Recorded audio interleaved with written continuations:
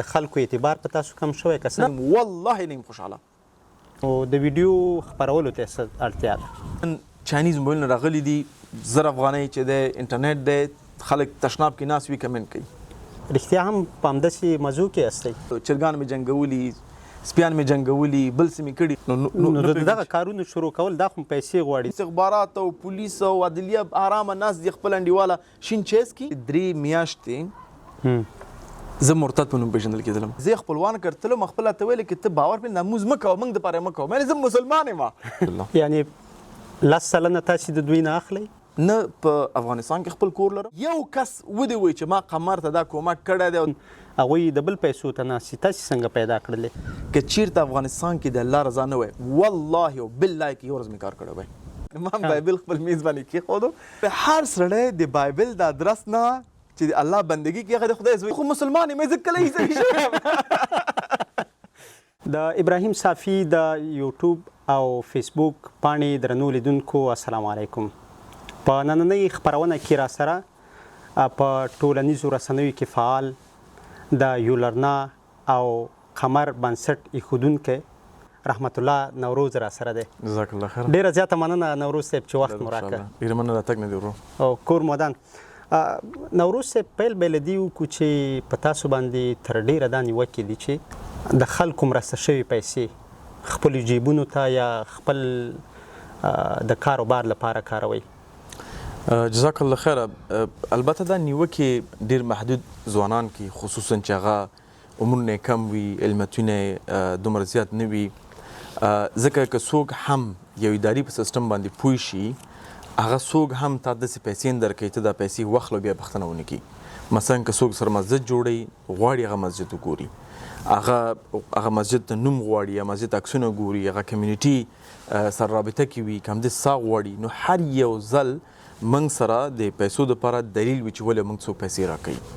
بل که زموږ پارټنران دي هغوی هلته په افغانستان کې کس لري چې کله موږ توضیح کوو کس هلته وي، چې کله موږ پروژې کوو کس هلته ګوري، موږ دوی ته رسیدون لیږو، رسیدونو کې نمبرونه وي، خلک زنګونه وهي. نو که چېرته خدای ناخواسته داسې یو شی وجود درلودلی، موږ هر یو کس زموږ یو ډونر اوسه پورې په دې 6 کالو کې نه پاسېدلی چې ویلي چې ما قمر بنسټ ته پیسې ورکړي دي او ما ته دا کار نه ده کړی. یا د یو ملک نظام که هغه د یوکې چیریټي کمیشن دی، که همچنان د افغانستان وزارت عدلیه دی، داسې کوم انتقاد نه، بلکې هغوی ټول موږ تاییدوي، زموږ کار تاییدوي. او الحمدلله همدا دلیل دی چې قمر ګوره زموږ د حجرې نه په ګلباز سنټر کې ما خپل حجره کې شروع کړی و په حیث د یو قمر انسټیټیوټ یو دعوتي سنټر. نن ماشاءالله کوم ځای کې دی دا ثبوت کوي چې کوم ورونه پکې لګیا دي هغه اهل ورونه دي، کوم کسان چې موږ سره کومکونه کوي هغوی په دې پوهېږي چې قمر ارزښت څه شی دی، او موږ چې کوم کار کوو بیرته راپور ورکړو. نو الحمدلله دا دلیل دی چې ورځ پر ورځ زموږ پروګرام غټېږي بلکې وړوکی کېږي. یعنې دغه مرستې چې ستاسو سره کېږي له دې تاسې هېڅ فیصدي نه اخلئ؟ نه، البته د فیصدي اخیستلو نه باید واضح شي. 100% نه اخیستلو نه هدف څه شی دی؟ هدف دا چې یعنې د خپلو همکارانو یا هغه کسان چې تاسو سره کار کوي هغو ته هم په دې کې ونډه نشته، یعنې هغه د مصارفو هغه هم ترې نه اخیستل کېږي؟ 100% یعنې 100% چې موږ اداري مصارفات ونه کړی شو چې د خلکو نه واخلو، د کوم ځای نه واخلو. لیکن د کې ډېر فرق دی. 90% قمر بودیجه د عوامو نه ده. 90% بودیجه زموږ نورو ارګنایزیشنونو راځي چې هغه بینالمللي دي، د یو ان ایجنسیانې دي، انټرنیشنل اسلامک ارګنایزیشنز دي. هغوی موږ ته وایي تاسو لاړ شئ خوراکي مواد افغانستان کې توزیع کوي، مساجد موږ ته جوړوي. موږ نور ارګانونو سره کار کوو، په هر یو ارګان فرق کوي پالیسي، چا نه 2% اخلو، چا نه 15% اضافه د پروجیکټ کاست اخلو چې زموږ د ځای کرا، د کارمندانو معاشات، همداسې نور موږ دا کور کوو. لیکن عوام چې کوم پیسې لیږي چون فیصدي ډېره کم وي د عوامو، هغه موږ ډایرکټ په هماغه پروژو مصرفو. اداري مصرفات زموږ د نورو پارتنرانو ادرس نه کور کېږي الحمدلله. یعنې 10 سلنه تاسې د دوی نه اخلئ؟ نه، مربوط کوي پارتنر پورې، مربوط کوي پروژې پورې، مربوط کوي څومره هغه جنجالي ده، څومره اداري مصرفات پکې دي، څو ځل ته باید ولایت ته لاړ شي، کوم که خاوره باید چک کړي، کوم کارونه باید وکړي، هغه ټول به اداري مصرفاتو کې راځي. نو کېدای شي خو 2% نه زیاتېږي، 2% نه زیاتېږي. یعنې 2% د خلکو مرستو نه هم ستاسې د عوامو نه، د یو ان ایجنسیانو او انټرنیشنل ارګنایزیشن نه، د هغوی د پروجیکټ امپلیمنټیشن کاست موږ ته اخلو. لیکن یو څوک چې ماته لګي ما ته حقیقه وکړه $1.5 یورو $1.5 هغه ډایرکټ حقیقي ته ځي. ځکه زما د کارمندانو معاشات د انټرنیشنل ارګنایزیشن کوم پروجیکټ موږ امپلیمنٹ کوو هغوی نه کور کیږي. او جالبه دا ده چې خلط هم دا جالبه څنګه قمر د 15% لاندې مثلا زموږ بودیجه دې کال کې خبر نه یم خو تیر کال کې تقریبا 3 میلیون سو وه نو زموږ اداري مصارفات همیشه 15% وي لیکن که ته نور یون ایجنسیانو وګورې د هغوی 50% وي لیکن موږ اداري مصرفات کنټرول کړي ځکه زموږ معاشات زموږ چې ورې کم دي اداري مصرفات هم کم دي د خوراکي مصرفات هم کم دي سفري مصرفات هم کم دي او چې کوم ورونه موږ سره کار کوي په کم معاش کار کوي هغوی بل ځای کې هم کار کوي څو پر خپل فامیل سره سپورټ کوي نو همدا دل چې موږ خپل اداري مصرفات کم کړو لیکن دا به زه واضح کړم بالکل چې ما ته اکثر خلک ته د قمر انجو کې ولې نه ته قمر ولې نه انجو کې انجو نه مطلب دا ته کولی شي ته یعنی عوام سره ډېر کار نشته دی فقط یون ایجنسیان او نور اسلامي ارګانیزیشن د کار دی صحیح شو بالکل ته کولی شي 15% هم اداري مصرف څوک نه پوښتنه نه کوي ښه جګ معاشات ورکړه ښه ښایسته بلډینګ ونیسه ښه سفرونه وکړه خو هغه هدف دپاره مثال درکم اوس موږ قندهار ته سفر زموږ هلکان وستلي دي سکالرشپونو دپاره الله تاجر ورکړي د ده په ځای چې هغوی تیاره کې لاړ شي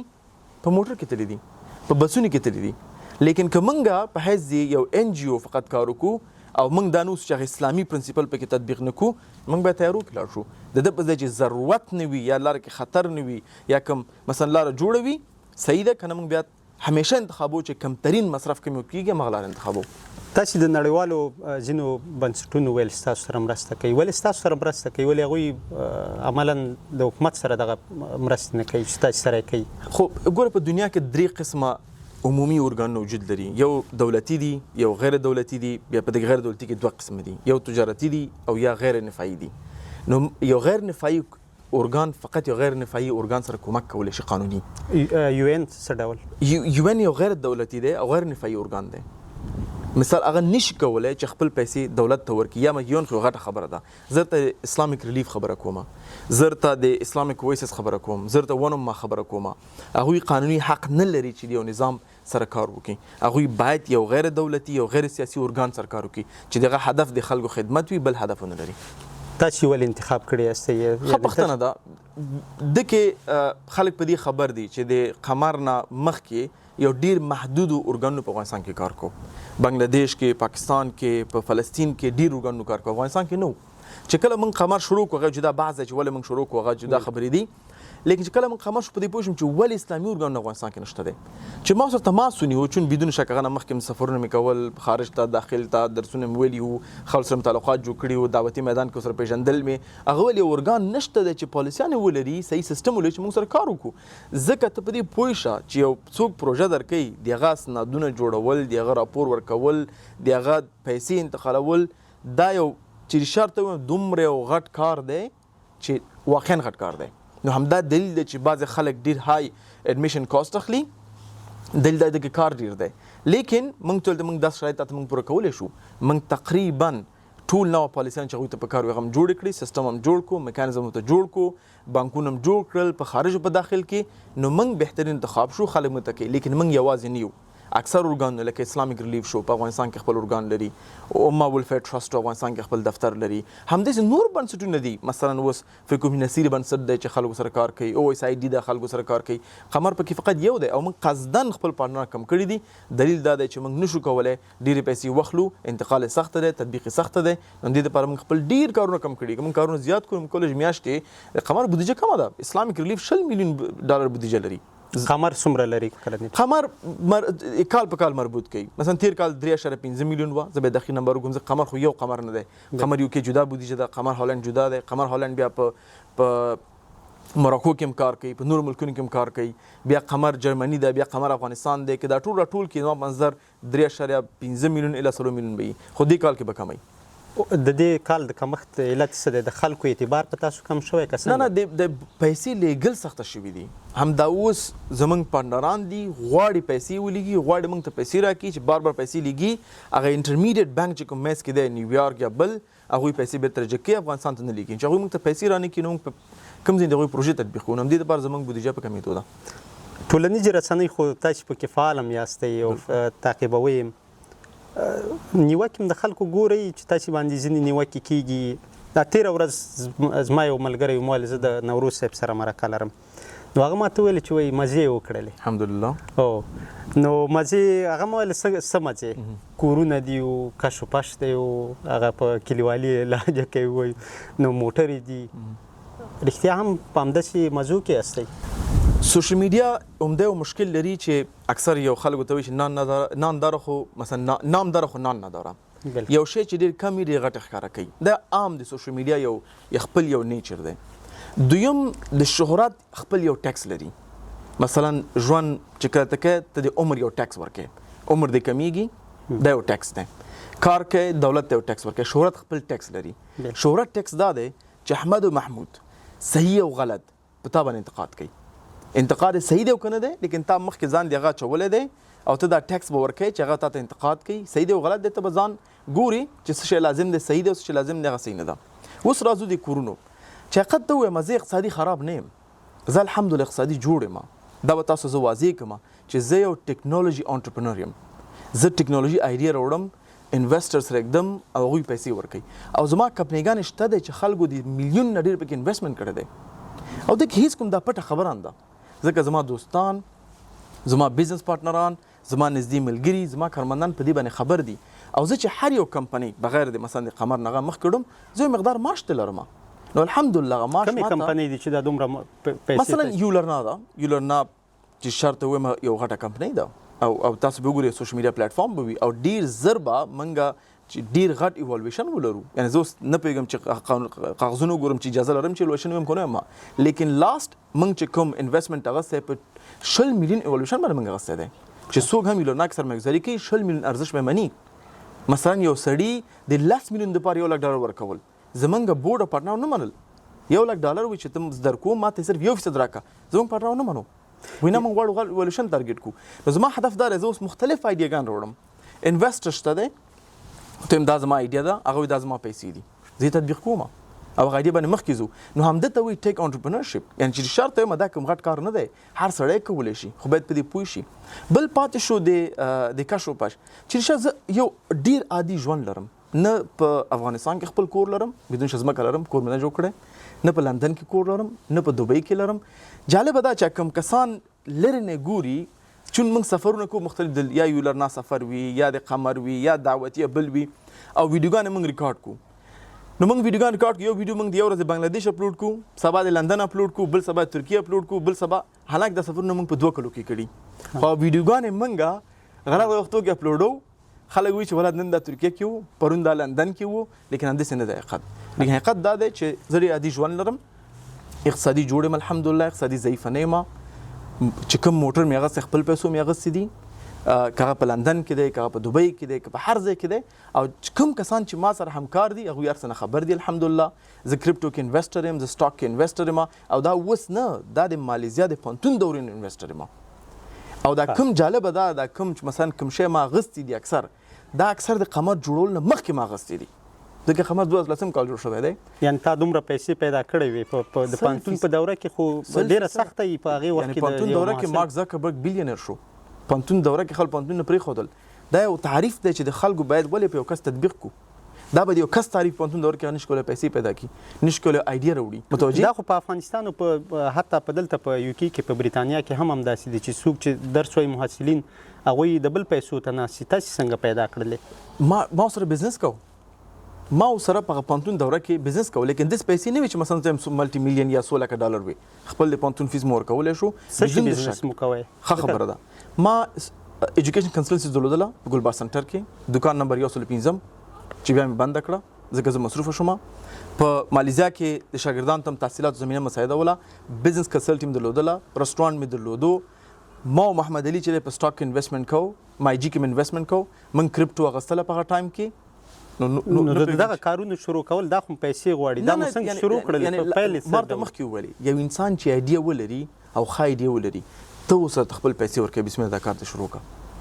زه همیشه زما آیډیا باندې بل څوک پیسې مصرف نه کړي زه پرې کار نه کوم، ځکه زه پوهېږم د آیډیا ښه آیډیا نه ده، ځکه بل سړی پرې راځي نه دی پیسې مصرف کړي. زه ته مثال درکړم، دا څو ورځې کېږي زه په دې شي باندې فکر کوم. غوښتل مې چې زه یقین ته یو سافټویر واخلم. ما ګریس کې یو سافټویر په نوم د کلسټر چک مې کو صحیح نه و، سکولیو بلو په دې پوه شم چې خلکو سافټویر جوړ کړي دي عمومي، لیکن یو ملک د قوانینو مطابق جوړ چې ملک چې پکار دي ځکه ګریس کې یو سافټویر دی هغه ماته افغانستان کې کار نه ورکوي چې افغانستان کې جوړ شوی ډیر ضعیف دي نو مل راځه یو سافټویر ته جوړ کا ما ته پروپوزل ولیکو یو څو کسان ته مې وړاندې کو ما ته ورو دغه سافټویر دی ډیولپر ته مو شل فیصد تاد در کومه 13 ډیولپمنٹ کې کوم شو کوه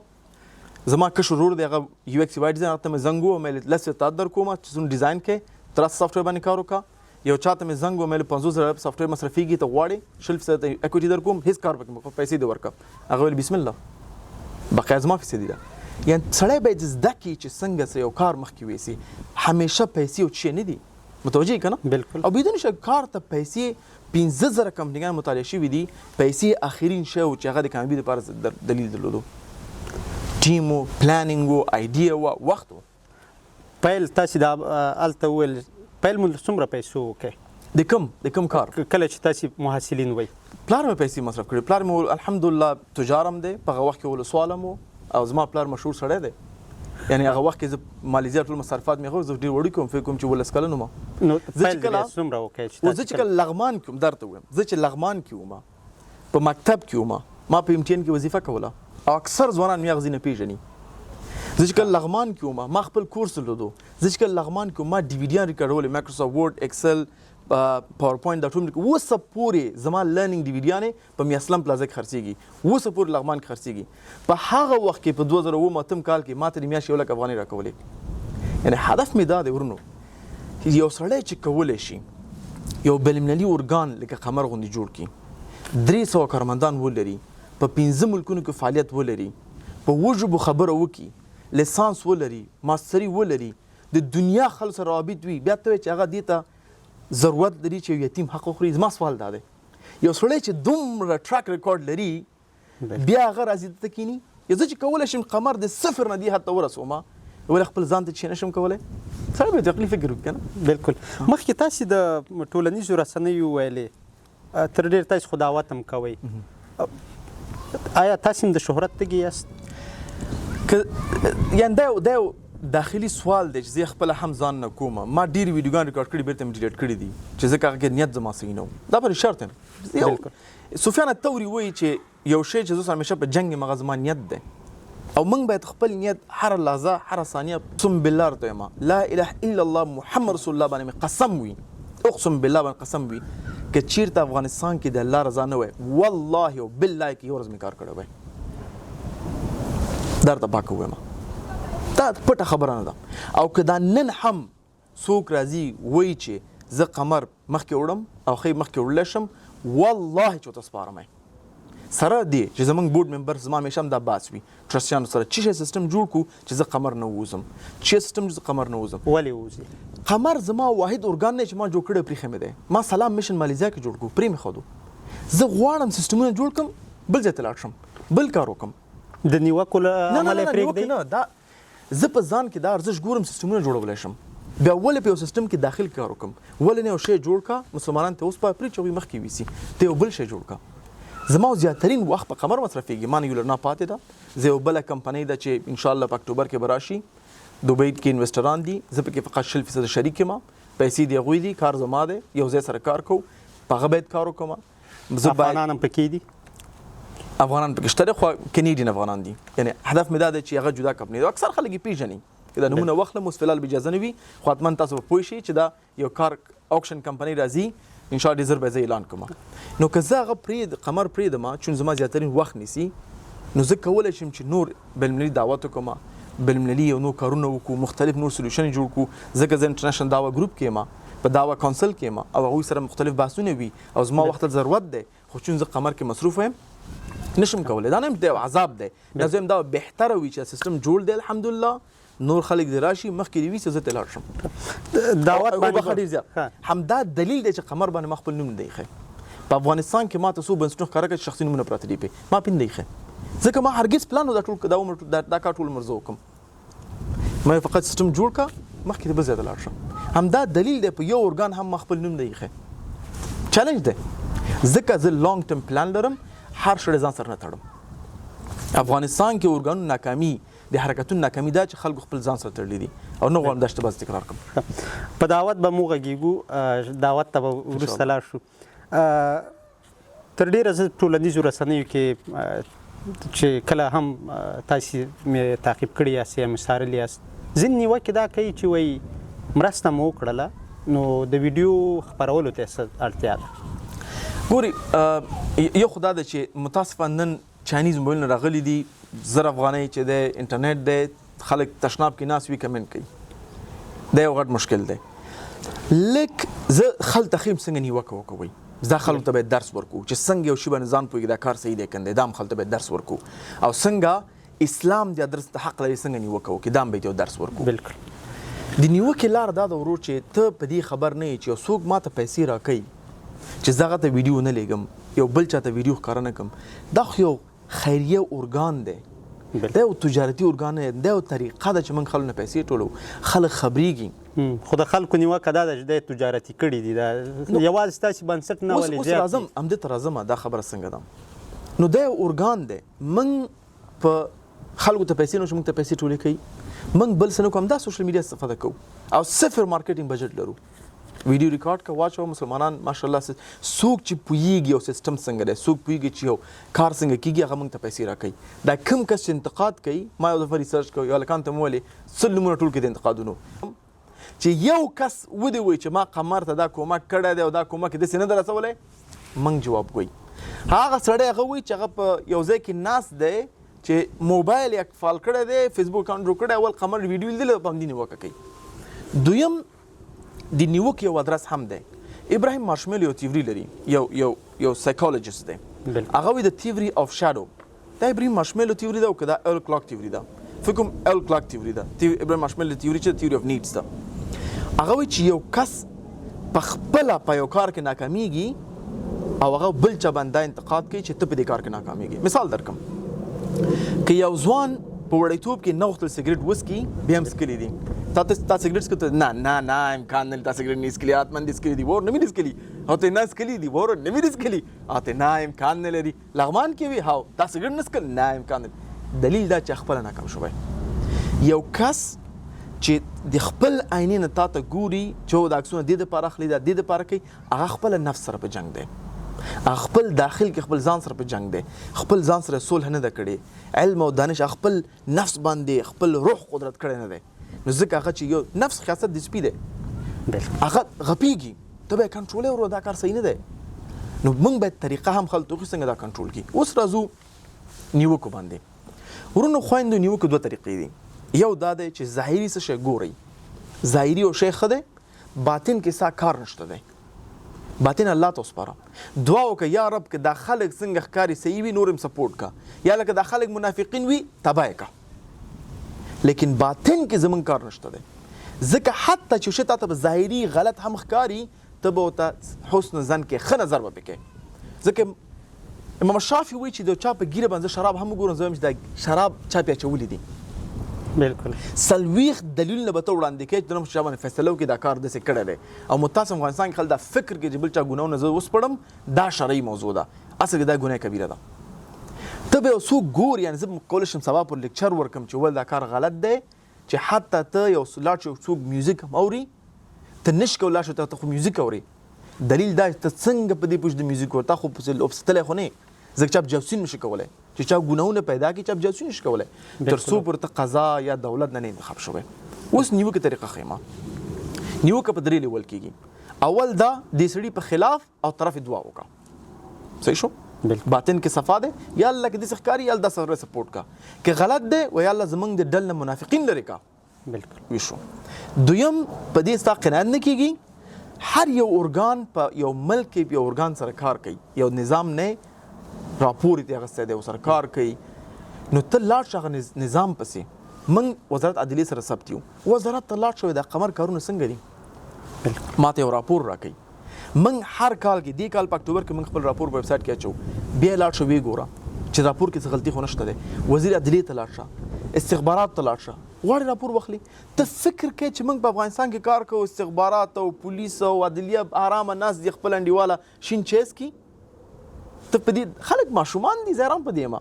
ته په دې فکر نه کوې چې هر یو اسناد هر یو کار چې موږ اعلانو هر یو کار چې کوو هغه چې کېږي موږ پسې کسان دي راپور ورکوو هره میاشت ته فکر نه کوې هغه راځي خلک راځي زموږ کارونه ګوري ته انډیوال ناست باندې په بغلان کې انتقاد د یو بل ملک سوال دی بل باید په دې پوه شه، په دې باوري شه زما ځوانه دلته یو سیستم دی، یو نظام دی، څوک چې پیسې ورکوي هغه راپور غواړي، څوک چې هلته کار کوي الحمدلله هغه مسلمان دی، انسان دی، اوسه پورې ته کوم ثبوت نه لري دا غلط کار یې کړی دی، بل نظام دی، خلک دي. راځو یولرنا ته مخکې د یولرنا یادونه وکړه. په یولرنا کې څه شی دي که په لنډو کې راته ووایي؟ یولرنا یو سوشل میډیا پلیټفارم دی چې د انساني ارزښتونو ولاړ دی، کوم چې حیا ده، کوم چې فحشا نه ده، او کوم چې یو څوک چې څه شی وایي او هغه د انسان ارزښت په خلاف نه وي نو موږ هغه ته ارزښت ورکوو. یعنې د پیسو د پیدا کولو ځای هم دی. یولرنا یو کمپنۍ څنګه چې کامیر ده، یو څوک تقاضا لري یولرنا کې باید هر څه فری وي، بیا کامیر نه که تقاضا چې هلته باید ستاسو پرواز او ټکټ فری وي، چې هلته تقاضا نه لري دلته تقاضا مله دې په زی جوړونکی یم. یولرنا کې موږ د میاشتې $10,000 مصرفوم دا اوس. او څومره ترلاسه کوئ؟ چې لاسه کوو کېدای شي $3,000 وي.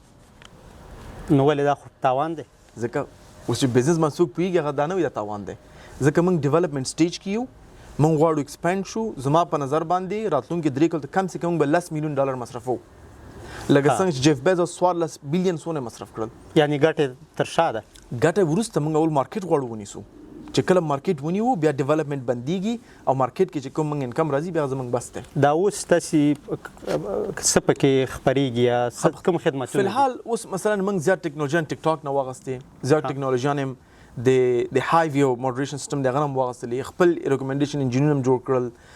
تر څو پورې یو پلیټفارم جوړ شي، اپونه مو تیار کړل. نو چې کله دغه جوړ شو بیا لکه ټیک ټاک، فیسبوک، هر سړی کولی شي چې یولرنا کې ویډیوګانې واچوي، کمیونټي جوړه کړي، آیډیاز شریک کړي، انکم ته وګټي، څنګه چې فیسبوک یوټیوب درکې ورته کمیونیکیشن چینل وي، څنګه واتساپ باندې خبرې کوي، دا ټول شیان به وي، لکه څنګه ټیلیګرام دی بل دی، یولرنا کې یو شی فرق کوي، موږ زیات علم او دانش ته ارزښت ورکوو. دا پلیټفارم الګوریزم جوړ کړی چې خلک چې پکې زده کړي، که ته ویډیو هم ګوري دا به زده کړي. مثلا زموږ یولرنا کې بلوس خلک نه وي، سمه ده، موږ دا اجازه نه ورکوو. انسټاګرام اجازه ورکوي، فیسبوک ورکوي، یوټیوب ورکوي، یو سړی نه غواړي لوسې ښځې وګوري یولرنا ته راځي، زموږ دا هدف دی. نور څه پکې دي؟ کورسونه پکې شته؟ کورسونه پکې شته دی، په پښتو دري انګلیسي کې شته دی، او اوس درته ووایم چې اوس موږ به زیات کورسونه انګلیسي وي، ځکه موږ پښتو کافي کورسونه لرو، او موږ همیشه اوسه پورې په یولرنا کې موږ فقط پیسې مصرف کړي 13 کلو کې. که یو کس وغواړي چې هغه یولرنا کې هغه داخله وکړي نو څومره فیس باید ورکړي؟ که چېرته یولرنا آنلاین کې ته سبسکرپشن اخلي پریمیم چې کوم ځای کې آرټیکل کورسونه ته اجازه دي، که ته د کال کې د کال $80 دی، او که ته د میاشتې کې $11 دی، او هر میاشت تا نه پیسې کټ کېږي تر څو به ځان کینسل نه کړي. لیکن یو شی دی موږ 40 ساعته ټرایل هم ورکوو. دلیل دا دی چې زه واقعا نه غواړم د خلکو نه بېمانه پیسې واخلم. زه وایم چې زه تاته یو ارزښت درکوم، لکه څنګه تاسو طیارې ټیکټ درکوي، یو ارزښت دی، سفر کوي، پیسې ورکوي. زم خلک متاسف افغانستان کې ډیجیټل پروډکټ سره عادت نه دي. بالکل دلته مثلا ډیجیټل پروډکټ حتمن لري، خپل جیب کې پارکینګ ټیکټ ورکوي، بل څه کوي، او سره عادت یې سره عادت نه ډیجیټل پروډکټ سره. ما چې کړي موږ تاته 40 ساعته وخت درکو، ځان سب کا پیسې د نه کټ کېږي، 40 ساعته یولرنا ته اکسس پیدا کړي، ټول کورسونه ته ارسته خوښ دی نو ځان بیرته کینسل کړي، $1 د نه کټ کېږي. تاسې د $80 وویلې د کال، نو دا $80 هم خو که یو کس په افغانستان کې د هغه لپاره خو دا ډېر شی دي. خص پوښتنه ده. اوس مثلا د افغانستان دپاره موږ د ټول کال موږ اکثر ډسکاونټونه هم لرو، 15,000 افغانۍ هم دی، مثلا کله 4,000 افغانۍ وي، لیکن که زه دا فیس بیخي دنه کمومه د یو بزنس آیډیا نه دا صحیح نه ده. نو خو تاسې هلته وویل د ټول کال اجازه راکړه، ټول کال 4,000 افغانۍ د میاشتې څونه شوې، بیا د ورځې څونه شوې. که څوک یو شی ته ارزښت ورکوي هغه پیسې پیدا کوي، دا شی لولي. او که زه یې مفته کړمه، لکه څنګه چې موږ نور پروګرامونه مفته کړي، آیډیا همیشه مفته شی صحیح نه دی. که لاړ شي یوټیوب کې زده کړه وکړو، که یو څوک وغواړي چې هغه یو غریب د یو غریبې کورنۍ او هغه د دې سره لیوالتیا لري چې هغه یې ووایي، د هغو لپاره څه لرئ؟ موږ سکالرشپ لرو. لاړ شه اپلای وکړه چې زه غریب یم، نشم کولی، ټراک ریکارډ د ښکاره کړه چې ګوره ما مکتب کې هم ښه نمرې اخیستې دي، یا د یو ښه موږ تاته فري درس درکوو. که یو کس نمرې نه یې اخیستې بیا هم تاته فري درس درکوو. یعنې اوسه پورې څوک نشي ویلی چې زه د رحمت الله نوروز یو ارګان نه شړل شوی یم ځکه چې ما سره پیسې نه وي. لیکن دا زما اصول دي، زه په تجارت کې خیریه کارونه نه کوم او په خیریه کې تجارت نه کوم. دا درته واضح ویلی شم، ځکه په یولرنا کې خلکو پیسې ورکړي، لکهاو ډالر ورکړي دي. هغوی دې په نوم چې والله ته ښه سړی او خیر کار دی بسم الله، نه، هغوی ما نه بیرته جواب غواړي. یعنی د قمر له پیسو په یولرنا کې نه دي؟ قمر او یولرنا هیڅ یو بل سره رب نه لري، هیڅ یو نو رب نه لري. یعنی دا ستا شخصي دی؟ واضح د واضح خبره زه څنګه دغه خلکو لکهاو ډالر انویسټ کړی دي. نو قمر کې څوک په انویسټمنټ ته هغه غیر انفرای اورګان دی، هغه غیر یعنی نن پروفیټ اورګنایزیشن دا څنګه ته انویسټمنټ کې هغه ډونیشن ته ورکول شي. الفاظ ډیر مهم دي، خلک متوجي شي په یولرنا یو کمپنی د لکسن فیسبوک دی، ایر بی ان بی دا، بل دی د ته خلک میلیون زما په نظر کې دي چې وخت 200 میلیون ډالر خلکو ته ورکی تر څو په مارکیټ لاس وروړو. کمپنیګان شته لکسن چې اوبر دی، بل داسې کمپنی ده. تاسو نوروز صاحب مخکې ویل چې 90 سلنه تقریبا تاسو په تاوان کې روان یاستئ، نو دا 80 پاونډه بیا د چې اخیستل کیږي دا نه پوره کوي بیرته؟ هرگز نه. اوس موږ تقریبا فکر کوم چې شاوخوا زر د سبسکرایبرز لرو، یعنی زر پریمیم سبسکرایبرز لرو. کدا د کال تر ونیسي سونه بکیږي کې بعضی کینسل دي، خو لیکن بیا هم زمونږ څونه مصرفونه دي هغه نه پوره کوي. او دا نورمال دی او ټیک کمپنی کې چې ته کاش بس وځي ته سوپر مارکیټ لاس سره وړي. یعنی فیسبوک تقریبا 2 کال تاوان کې وو، امازون فکر کوم چې 8 کال تاوان کې وو، اوبر فکر کوم چې 10 کال په تاوان کې وو. دا یو نورمال شی دی چې ته به فند ریزینګ کې، یعنی ته به انویسټر نه پیسې اخلي فیوچر ریټرن لپاره. یعنی هر یو که مایکروسافت سو کال تاوان کې دی او نورمال دی په ټیک انډستری کې چې ته پیسې مصرفه سوپر مارکیټ لاس سره وړي. فکر وکړه چې اوس مثلا زر کسان زلرنه میاشتې پیسې ورکړي. مثال درکم، زرن تاوان کې زګه ډیولپمنٹ کوم، سافټویر انجینران مې هر کړی دی، غټ ماشونه ورکوم ته. یو ورځ دی چې ماته ډیولپینګ صحیح روان دی، لیکن ما سره بیا 1 لک کسان دي، 1 لک ضرب شپېته کا دا به مثلا 80 لک روپۍ شوي. مثال درکم کنه، نو بیا هغه وخت ګټه کوي. نو څونه چې مارکیټ کې کسان زیاتیږي ستا نو ستا بیا تاوان کمیږي. یعنی اوبر فکر کوم چې 13 کال په ګټه کې شو، په تاوان کې وو. دا نورمال دی په ټیک انډستری کې. دا د قمر او د یولرنا د دې پاړه کغه ورستۍ پوښتنه دلته وکړو، نور پوښتنې نور هم لرم. څومره کسان په دواړو کې کار کوي؟ ښه پوښتنه ده. په یولرنا کې چې ته د دوبۍ، د انډیا، بنگلاديش او پاکستان کارمندان راونی سن فکر کوم اتل سن کار کوي. افغانستان سره فکر کوم چې کېدی شي 10 کسان به کار وکړي. او قمر کې؟ په قمر کې فول ټایم چې کوم موږ سره امپلوي دي، کغه چوکیدار دی، کغه باغوان دی، ټول د 15 سلويخ دي. چې کوم کنټراکټرز دي کې د شي هغه 1.5 سلوي. لوړ معاشونه سو او ټیټ معاشونه؟ زیاترین لوړترین معاش زمونږ چې د 50000 افغانۍ دی، خو البته بیا فقط افغانستان کې. په هالند کې موږ بیا جیګ معاش ورکو، ځکه هلته نورمال هم دا دی، هلته فکر کوم 2.5 یورو معاش ورکو. هغه هم د هالند په نورمال باندې کمترین دی د میاشتې، او په ټیټترین معاش زمونږ 16000 افغانۍ دی. راځو دعوت ته راځو. نوروز صاحب تاسو دعوت هم کوئ؟ بلشک اندازما ټول پروګرامونه دعوتي دي. بالکل. تر اوسه پورې څومره کسان الله پاک ستاسو په لاس ورته هدایت کړی چې اسلام قبول کړي؟ هغه فکس نمبر به سر نه وي، خو زما په نظر 50 دي. الحمدلله 50 دي. څنګه مو دعوت ته مخه کړه؟ دا اوږده قصه ده چې څنګه دعوت ته په لنډو کې راته لنډو کې دا و چې زه په سویت باندې تورن شوی وم 2000 فکر کوم چې هغه 2010 کالو کنه فکر کوم 10 کې ولسم کالو څنګه ما په قسم کوم په لغمان کې پیدا شوم، غټ شوی ما، خو بیا اصل نورستان نه ما، او الحمدلله دا خبره ده. دویم زه چې کله بیا پاکستان ته لوم کمپیوټر ساينس مې لوستو په جکس کې ما درس ویلې په منصره کې. زه چې بیرته راغلم پلار مې پروژه اغستې وه، یو USAID پروجیکټ چې خلک ته کمپیوټر انګلیسي درس ورکو. نو ما ته ویل یو شپږ میاشتې پروژه درس ورکړه، بیا لاړ شه بیرته بیا پاکستان ته لاړ شم. مې صحیح دی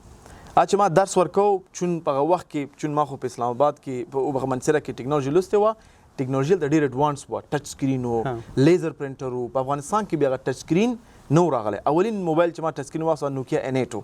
هغه چې ما اندورستان ته وړ نزي خلکو واله امید به شي بن لاس وي او ته چې کار کوي چون چارج ختم شوی وو. نو ما لکان ته تاسو میگزین راوړی چې تاسو تشریح کوم د ټیکنالوژي څنګه کار کوي. دوی یو ورځ بایبل راوړو، چون عمر کمو چې سره عمر کمی تعلیم سره شوق نه هر چا کتاب چې ګوري. دا په نورستان کې، دا په لغمان کې پیارټی نه راوړو. هغه کې پیارټی الته و د امریکا سره و. ها چې دوی لکانو پیارټی کې کار کو. نو مال میگزین راوړی ټیکنالوژي تاسو کوم چې ټچ سکرین څنګه کار کوي، پرنټر څنګه کار کوي، یا مثلا لیزر څنګه کار کوي، سکینر څنګه کار کوي. نو هغه تشمال نه پوهیدل چې ما لیزر څنګه دی، QR کوډ څه شي دی. نو ما تاسو میگزین راوړی چې تاسو کارای کوم دا شي دی. نو انټرنیټ نو چې مثلا زی ګوګل کې متخکارای کوم. نو دوی یو کتابونه راوړل، میگزین بایبل سره راوړی وو. نو چون زم وړو کې ومه او بل چې سړی ته هغې نوی علمیت ته ځي نو چې هر یو ښایسته کتاب ګوري مخې ته ږدي نو ما هم بایبل خپل میز باندې کېښودو مې ځان چې بایبل دی زه څه مې بایبل دی چون ما بدون د شک چې مدرسې تلمه قرآن او فقه او د فقه حنفي فقه کتابونه او دا ټول مې لوستل لیکن هغه علمیت نه و چې یهودیت او بایبل او همچن تلمود او مثلا بګوت ګیتا او راماین او دا کتابونه موږ چېرته پېژندل نو په دې جریان کې سبحان الله سبحانه وتعالی څنګه د یو انسان یو لار ته څنګه برابروي الله سبحانه په خپل الحکیم دی په خپل حکمت باندې کار کوي بالکل نو په دې ورځ کې یو جنۍ ما نه پوښتنه کوي زموږ شاګردان د ادرس نه یو خور پوښتنه کوي چې استاد ولې د عیسویان وایي چې عیسی علیه السلام د خدای زوی دی دغه د کتاب دا کتاب د بیک ګراوند دی د بیک ګراوند دی د سورج بعد د کتاب هلته پروت دی نه زه پېژنې خلک پېژني کتاب کې یعنی تاسو چې هغه کورس کې درس ورکوئ هلته ستانه پوښتنه وشوله دې کورس کې پوښتنه وشوه میګزین هم پراته کتاب زما میز باندې پروت دی کتاب دی یعنی خبره پروت دی نه زه پېژنې نو خلک پېژني او زمونږ دا درس هم چې ورکو د زراعت په یو ریاست و بدلته موضوع طاقت نیولي هلته رئیس نور زراعت مامورین راتلل هېڅوک یې نه پېژني بایبل په افغانستان چا پېژندو اوس خو انټرنیټ شو دنیا بل سره وصل شوه یعنی اوس بایبل دی او که بل دی هر سړی دی یو بل هغه معلومات ډېر لري وخت کې دونه معلومات نه و یعنې دونه زوړ هم نه یم دا د 2010 دی یو لسم خبره ده نو دې چې دا پوښتنه وکړه ما زه خو نه پوهېږم او واقعا نه پوهېدلم زه جیم ته لاړم په جیم کې یو چا موبایل خرڅاو استفان شوی موبایل خرڅاو مې دا به زه نه واخلم دا موبایل مې ته واغستو ګوتې پکې وهم چې ګورم ذاکر نایک یو ویډیو پکې ده ذاکر نایک نه هم خلک هم دا پوښتنه کوي چې ولې عیسویان عیسی علیه السلام ته د خدای زوی دی دا سبحان ته متوجه شه ما دا ویډیو کتله ذاکر نایک علمي جواب ورته ورکوي هغه جواب دا دی چې د عیسویت د ادرس نه چې څوک هم عیسی علیه السلام تعقیبوي هغه د خدای بچیانو کې حسابېږي یعنې زمونو کې حسابېږي یا اولادونو کې حسابېږي بایبل یو کلیوالي ژبه استفاده کوي چې موږ ویلې زوی دلته راشه دا مې د پلار په ځای دی دا مې کاکا په دا نه د کاکا د پلار دی خو هغه بایبل کلیوالي ژبه استفاده کوي اسلام دغه کنفیوژن نه لري هغه وایي چې عبدالله یا مؤمن یا موږ ته دا عبدالله دی د الله بنده دی نو هغوی دا د خدای زوی دی ځکه بایبل کې نه فقط عیسی علیه السلام ته داود علیه السلام ته ویل شوي د خدای زوی دی ابراهیم علیه السلام ته ویل شوي د خدای وایي هر یو کس چې د الله پیغام تعقیبوي هغه د خدای زوی لکه چې مؤمنو ته موږ وایو بالکل ټول موږ مثلا انسانان یو خو بیا بعضې عبدالله دي د الله بندګي کوي بعضې نه کوي نو چون دغه تشریح ما د شاګرد ته ورکړه چې هر څوک دا ډېر استغفر الله چې باید هر سړی د بایبل د ادرس نه چې د الله بندګي کوي هغه د خدای زوی دی نو دلته دا شاګرد دا خبره فکر کوم چې دا پښتنه فکر کوم مکتب کې شوې وه والله اعلم چې هر ځای کې شوې وه دا یې وړې ده چې زموږ استاد وایي چې هر سړی د الله بندګي کوي د خدای زوی دی د خدای بچیان دي نو خدای نه چې بایبل ادرس نه دا وایي مل اسلام بیا دا نه وایي او په دې جریان کې که د خلکو یادېږي باګرام کې قرآن سوځولی و بالکل قرآن سوځولی و هغه امریکانو په خلاف جذبات بالکل جد و جهاد لاریونونه زیات شول نو په دې کې دې شون جذبات زیات و د جنۍ ویل چې ولا زموږ هم دلته استاد داسې خبرې کوي هغه ته ما میز باندې بایبل هم لیدلی دی یو جنۍ پاکستان کې درس ویلی و هلته یې بایبل پېژندو خو چې قصه لنډه کم دا خبره په دې لغمان کې څوک چې د لغمان نه ویډیو ګوري کېدای شي قصه ته معلومه وي دومره مشهوره شوه چې دا کورس دا ځای د عیسویت د تبلیغ دپاره دی خلک یې عیسویان کړي امریکا ته یې لېږلي دا شوي او جنجال د څو ورځې مخکې یو خلک امریکا ته هم تللي وو هغه هم په تا پورې شو هغه لاړه خو لنډه خبر دا چې 3 میاشتې زه مرتد په نوم پېژندل کېدلم خو یو خوبي دا شوه چې ما مطالعه اسلام وکړه چې اسلام اصل کې دی چې یو کتاب مې پیدا کړو اسلامي معلومات خزانه په نوم نن هم ما سره شته دی په کور کې دا 3 میاشتې تا په کور کې مطالعه شروع کړله چون بیرون خلکو ما ته مرتد ویلي حتی د مرګ ګواښ به هم درته د مرګ ګواښ مرتد یعنې زه خپلوان کړتلم خپله ته ویلې که ته باور پرې ناموز مه کوه موږ دپاره یې مه کوه مې زه مسلمان یم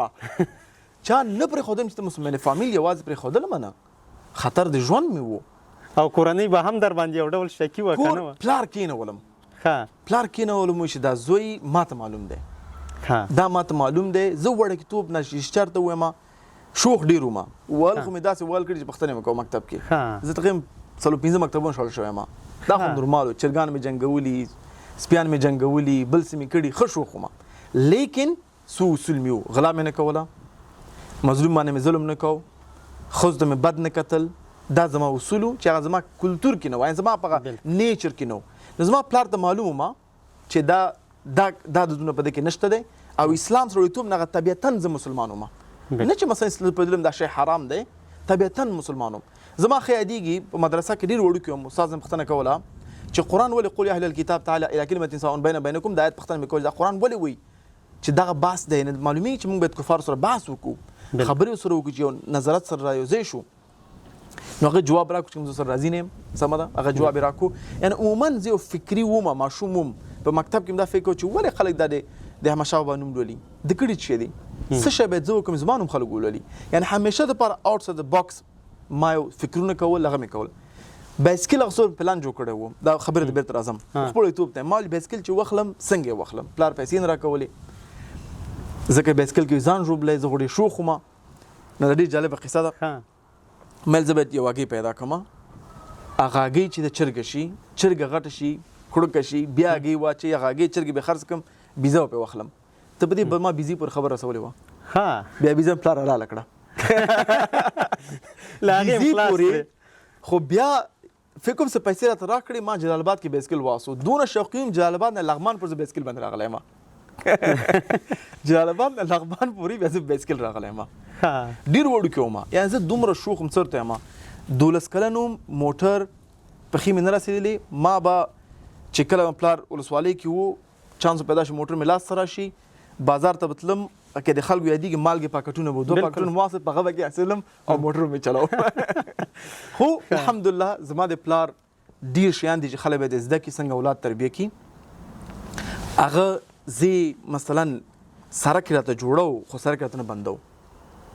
یو دفعه ښه مې یادېږي الینګار کې هغه ولسوال سره میټینګ کې و ما ورته هغه موټر راواغستو او تلم چپه مې کوتو موټر سر چپه شوی دی ماما مې راغی په قار شا باندې پلار مې څه وکړه مې دا د په قار وي اوس ریلر ډریور شوې چا چې موټر چپه کړی ډریور کېدی نشي متوجه یې که نه بالکل الحمدلله تا ته یو ډول روحیه یې درکوله روحیه راکوله چې کله موږ تلو بازار ته پیسې به راته راکولې سودا دپاره ما سره به و خو لیکن پیسې به دوکانداران ما ورکولې زه به 8 کلن 9 کلن وم یو ټریننګ و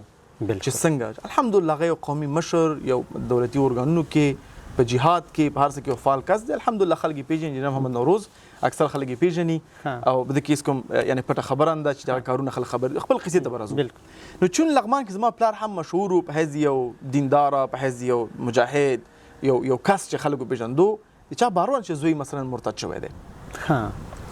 نو بیا په دې جریان کې په دې وخت کې ما اسلام ولوستو او ډېر قوي مینه مو سره پیدا شوه ما ویل د اسلام خو ډېر مبین دین دی او دلته دا خلک څه وایي خو چې قصه لنډه کړمه یو ورځ به تنګ شوم زه د کور ځم بلا مې پسې څوک چې مې وژني هر څه مې کوي خپل کار به کوي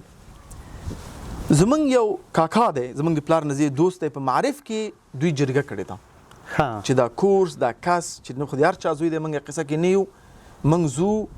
او سبحان الله هغه پژواک چې خبریال دی ما نه اوس دفتر نوم هیر دی نوم مې راته په یاد شي هغه نن هم ما سره یو ځای کله که تماس کېږو ګوري لغمان کې همکار دی موږ سره نورو سازان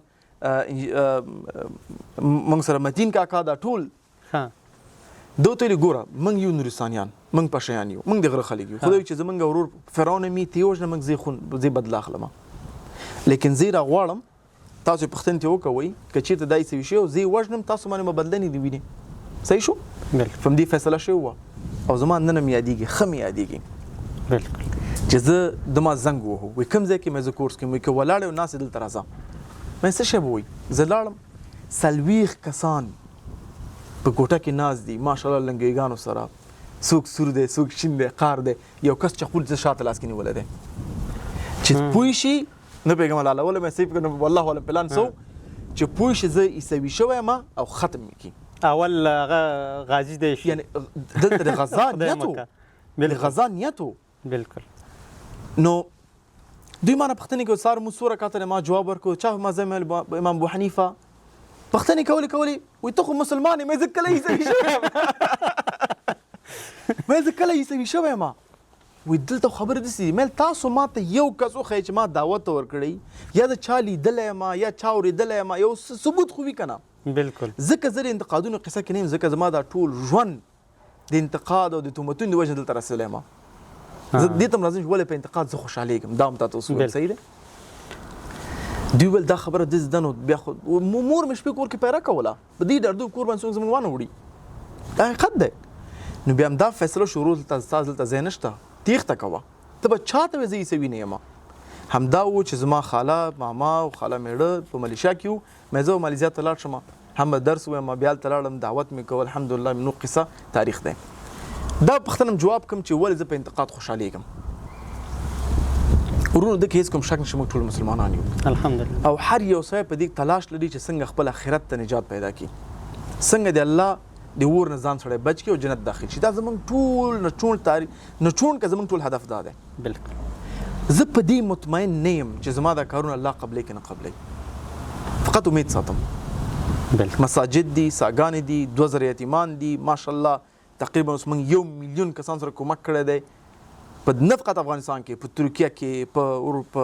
په مرکو کې په بنگلاديش کې موږ حتی پېښور کې موږ خپل یتیمان لرو کوم افغانان چلته دي موږ تقریبا د کال ډېرې پیسې پېښور کې مصرفوو د نه څه خبر نه دي چې کوم افغانان هلته ماشاءالله یتیمان دي د قمر افغانستان نه قمر خو یو انټرنیشنل ارګنایزیشن دی زمونږ قمر یو کې هلته مصارفات کوي یعنی هلته موږ پروژې لرو کار کوو لیکن زه کله هم نه یم تللی زه مرکو ته کله هم نه یم تللی ضرورت نشته دی ځکه هر قمر سټرکچر دا چې هر یو قمر انډیپینډنټ خپل بورډ لري او خپل سیستم لري لیکن هغه عمومي پیغام زمونږ بیا یو دی زه په څه شي باندې مطمئن یم چې یو کس ما پسې بد وایي یو کس په ما پسې تهمت تړي زه په دې خوشحاله یم چې کله هم ما پسې خلک تهمت او بد نه وایي او خلک ما سره راضي دي په خوشحاله نه یم والله نه یم خوشحاله ولې ځکه زه په دې پوهېږم چې دغه کس په ورځ د معاشر زما ګناهونه به دا اخلي خپل نیک اعمال ما ته راکوي که هغه نیک اعمال نه دی زما ګناهونه هغه ته ځي دا واحد د نجات زما لاره ده بل نشته دی زه په دې خوشحاله یم او زه به دا ته پوهېږم الله سبحانه دا زما باندې یو رحمت دی عذاب نه دی زه په خپل منځونو کې فقط منځونه کوم 15 وخته تهجد ته زه نه پاڅېږم پاکه خبره ته کوم بالکل قیام اللیل زه نه کوم همداسې نور ګرته نوافل زه نه کومه وخت کم دی قرآن چې څونه باید تلاوت وکړم نه کومه پاکه خبره ده چې څونه زه باید په اسلامیاتو کې وخت تېر کړم جومات کې جارو وکړم یو فقیر لاس نه کومه نو زما دغه کمبوته الله سبحانه وتعالی ماته پوره کوي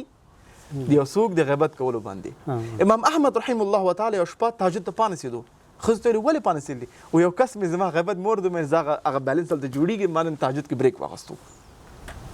سبحان الله زه په دې خفه نه یم زه په دې خوشحاله یم خو دا هم درته وایم همدا اوس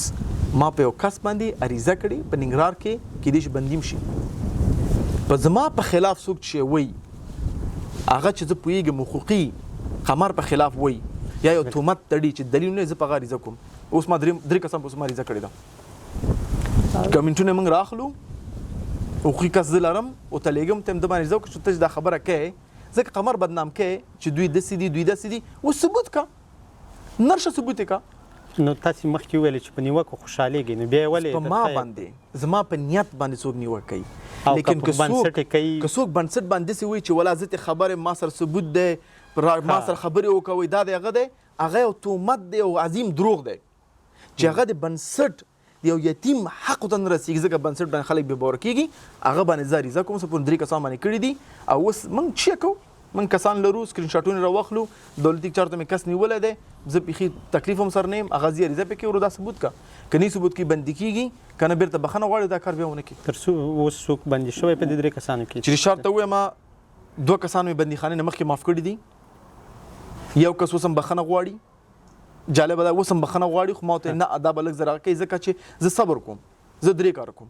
یو کس چې زه پوهېږم نیوکې کوي بیا هغه جذبات دې کم شي بیرته بیا راځي مشکل نه دی یو کس مثال درکړم یو څوک نسواري دی بالکل کلک نسواري دی ته نسوار حرام دی هغه بد لګي یو ته پرېږده موږ نسوار حرام دی هغه ستا په خلاف شي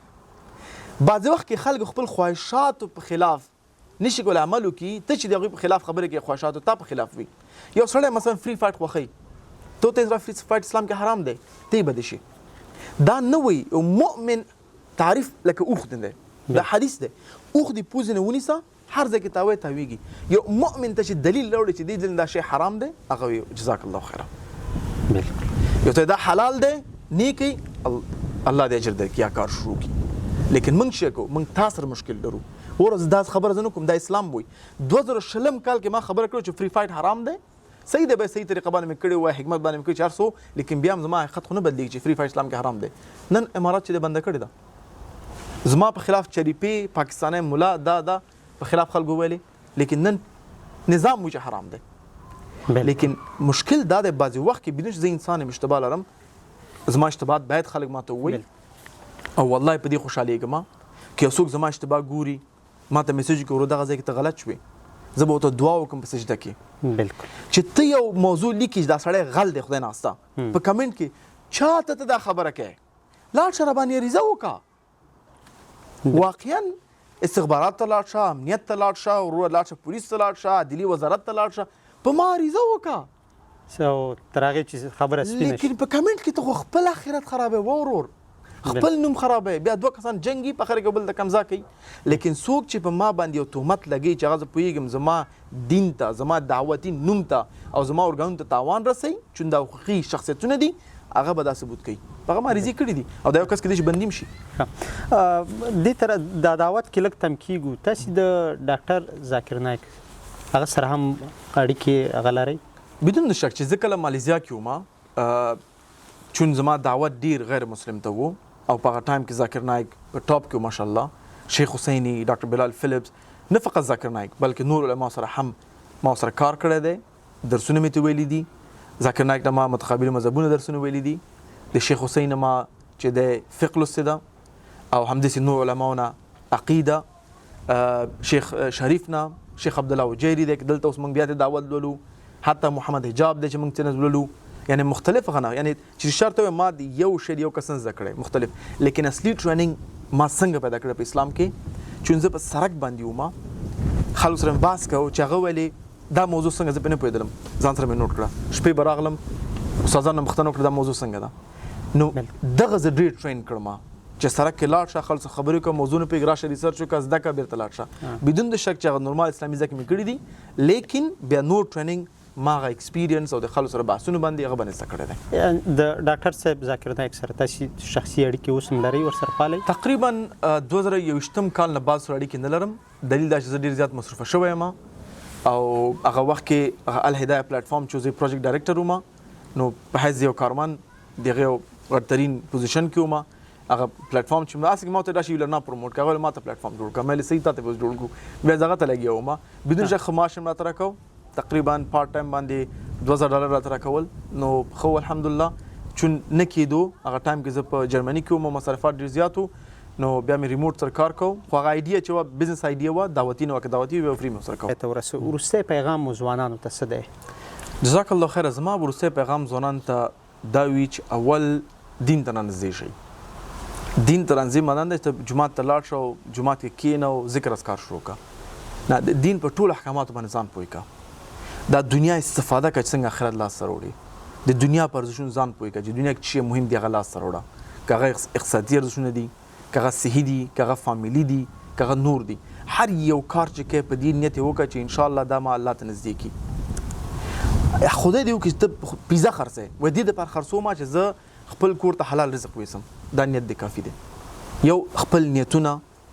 غلط فکرونه منفي فکرونه زموږ پلرونو کړي دي چیرته یو زموږ نیکونو کړي دي اتفاق نه و اتحاد نه و موږ نن چیرته یو 5 ملیون افغانان په دنیا کې در په در په خاک په سر دي ملک معلوم نه دی په افغانستان کې زموږ غربت په کوم حالت کې دی اوس چې موږ دغه مسلې بیا راپورو ته تاجک کې زه ازبک یم یا ته دا یې ته چې یو انسان کې خیر ګوري په دې خیر باندې خیر ووایي منفي کار ګوري ته پاک سړی ځان ته وایي منفي کې سره کومک شي چې هغه مدنم خیر جوړ شي ته د شیطان ملګری ولې کېږي چې په خیر باندې انتقاد کوي او منفي م غواړي تباه کړي یو چا ما ته ویلي و یو چا روژه خوړله چا ته بم ایښی و بم دیسي ایښی و مړ کړي و مل دا شیطان همکاري کړې ده شیطان هم ته دوی جهنم ته ویسي دم په روژې خوړل وخت کړي دي سړی کړی که دا د شیطان ملګري نه کوله خوا ته به یې تللی و په حکمت به سره خبرې کړي دوی به دین ته رانږدې کړي خپل نیت پاک کړه چې هر یو کار کوې ته دا کار ولې کوې چا باندې انتقاد کوې ولې کوې چا سپورټ کوې ولې کوې هر څه چې کوې هغه د الله رضا دپاره وکړه انشاءالله په دنیا په آخرت کې به سوکاله آباده او خوشحاله انشاءالله ډېره زیاته مننه ښاغلی نوروز صاحب درنو لیدونکو دا وه زموږ د نن ورځې خپرونه چې له رحمت الله نوروز ټولنیز فعال دعوتګر او د قمر او یولرنا بنسټ ایښودونکي سره وه. تر بلې هغې مو په لوی رب سپارم. السلام علیکم.